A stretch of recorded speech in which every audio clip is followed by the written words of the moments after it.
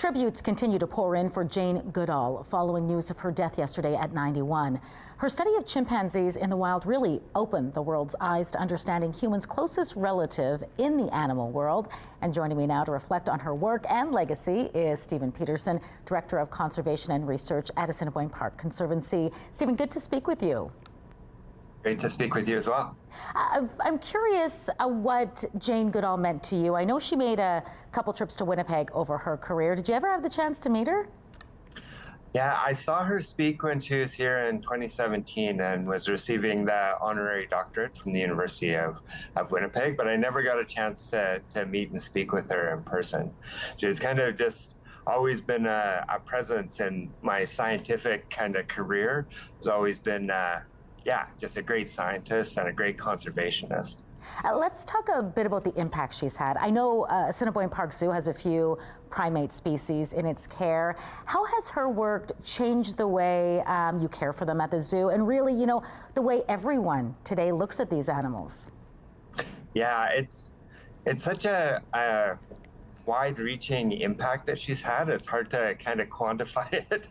But so on the science side, and we have scientists here, she really changed how we think about animals and how we connected with animals. And then on the zoo side, it's really, she was always fighting for the best possible care for animals in zoos, not just primates.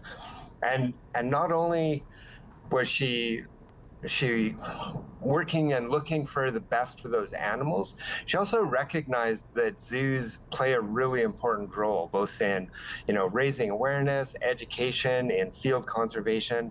So even though she felt so strongly and cared so much about those animals in the wild, she knew what the role of different organizations could be to make it better for everyone. Yeah, an interesting point you bring up, because I know she was asked often over the years about her stance on zoos and actually advocated for larger enriched enclosures, something Assiniboine Park Zoo has shifted to in recent years. Have you noticed changes about how the animals' quality of lives are since those changes have been made?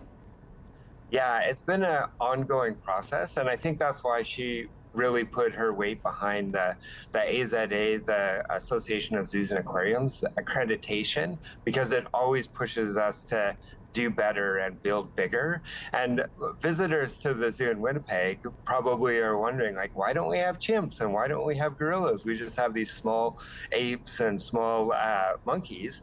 And it's really taking that on board. We don't have the big spaces and the big exhibits that we can keep those animals indoor in our cold Winnipeg winter. So we've chosen smaller species that we can care for and give the proper space for. So her kind of like forcing us all to be critically thinking about what the care and the spaces that we're giving has guided our decisions.